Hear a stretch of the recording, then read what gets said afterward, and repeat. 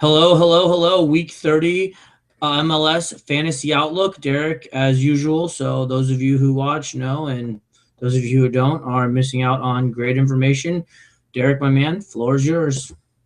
All right, folks, welcome to Week 30. We're entering the stretch run of the MLS fantasy season. It ends Week 34. Just note there are only, I think it's 2 more weeks left before you got two wild cards in a row. My Week 29 went really well for fantasy and soccer in general. Soccer was the only sport last week that actually treated me well. Every other sport sucked ass. I ended up with 122 points last week. 10 double game week players. Even my single game week players scored more than like 3 or 4 of my double game week players. So that just explains how my week go. I finished 154th over on MLS Fantasy. I'll be like, yeah, I'll take that. I moved up to 21st. Very good week last week. Jovinko is the captain.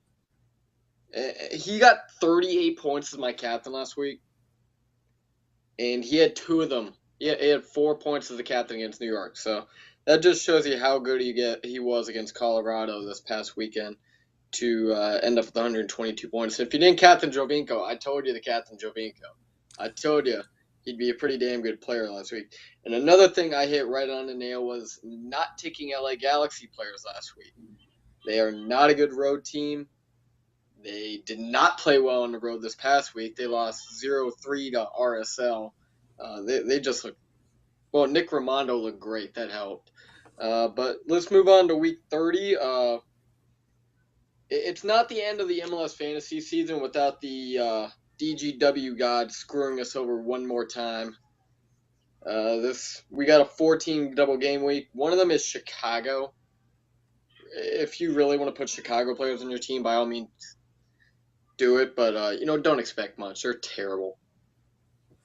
Then we got Houston, who is also not very good. They just lost to Philadelphia this past weekend. They're playing Kansas City and Colorado. The only real positive I see was picking Dynamo players this week is that both their games at home. That's about it. Montreal, if you want to invest in a double game week team, this is probably the team to do it with. They play Chicago and DC United at home this week. As you guys have seen throughout the season, they have made the best teams look absolutely garbage at home. They took New England, who's one of the best teams in the league, and utterly destroyed them. 3-0. I mean, they scored with New England got not New England. Montreal got a red card, and then New England scored. Shit. New England got Montreal scored down a man. Let's just say that. Kept confusing myself. They were pretty good. Keep confusing myself. Damn school. And then last week is Sporting Kansas City. They play away at Houston and home versus Seattle. There's a few good options there, but yeah, this is just not a good double game week. If you really want to go all in on this week, by all means, or whatever works. You're trying to catch up. For Chicago, if there's one fantasy option you're going to want this week, it's David Ackham. That's about it. There are zero other players on that team I want. Houston's pretty much the same thing. If you want Brad Davis or Giles Barnes, by all means, do it. No other player is really fantasy relevant. Montreal, any player that you think is going to play more than 150 minutes, you can put on your team. Evan Bush, Piatti, Laurent Simon. I got Donnie Toy on my team. I'm trying to think who else. Romero, any of them. They should all work. They're an excellent home team. Unfortunately, that's the team we're trying to catch up to. But for your fantasy team this week, you can go ahead and add them for you. Drogba. Drogba, yes. I'm hoping he'll play more than 120 this week. Since it's 2 home games, that gives me a little bit more hope of Drogba playing all at least 150 minutes. So if I can find the cap room, I'd be adding Drogba because he's turned Montreal into an even better team than they already were. And then lastly, Sporting Kansas City, Bauhaber, anyone in their front six should be a good option for you. Their defense looked not very good, especially away from home, as we saw a couple weeks ago. They do got that one road game against the Dynamo. My number one player this week is actually going to be from Sporting Kansas City. I'm going to say Benny Feilhauer is going to be the number one player this week, mostly due to the fact he has 2 games. I mean, that's about the only reason I can see for it. This is just not a good week for fantasy players at all.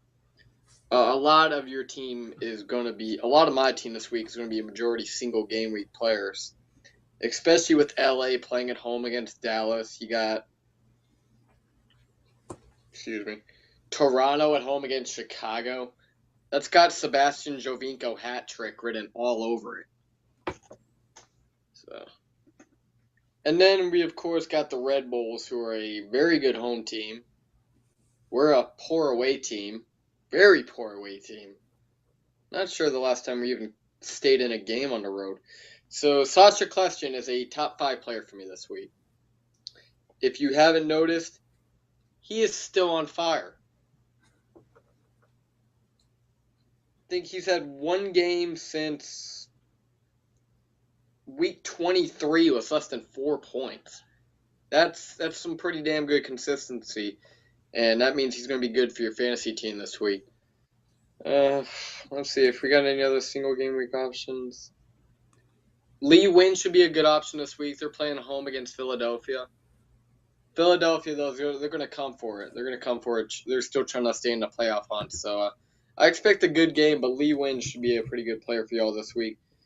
And then Vancouver players, very underrated, but they're playing New York City at home this week. As we know, New York City's defense is still crap. So, I'm trying to think. Octavio Rivero, if you really want him. The thing with Vancouver is they're a very good team. They're just not the best fantasy team for you.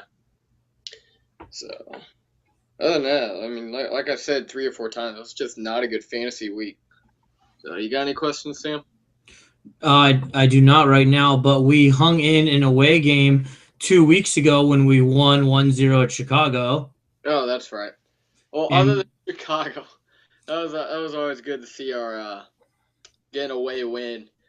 We drew in San Jose in May. 4 months ago. What the hell? And then we won in Portland in April.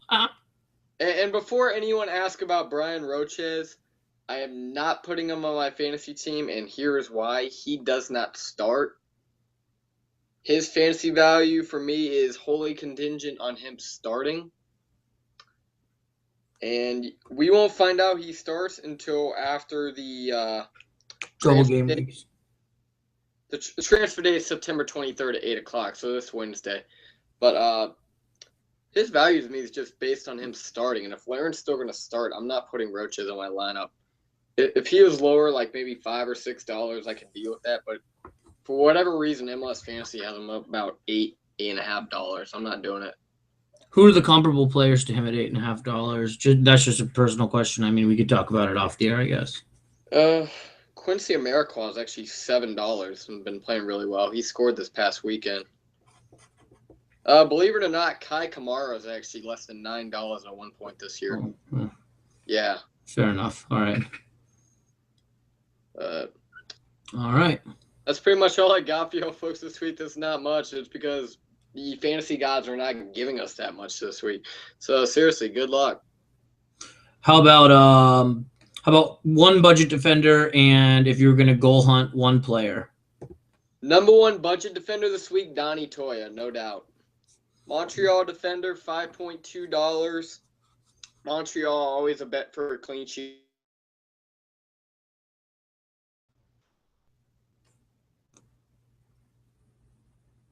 Well, I don't know where Derek went, but that's all we got for Fantasy Outlook Week 30. I guess maybe his internet cut out, but thanks, guys, for the follow. You can get him at Rays1299. You can get me at OCLionsFan_TV on Twitter.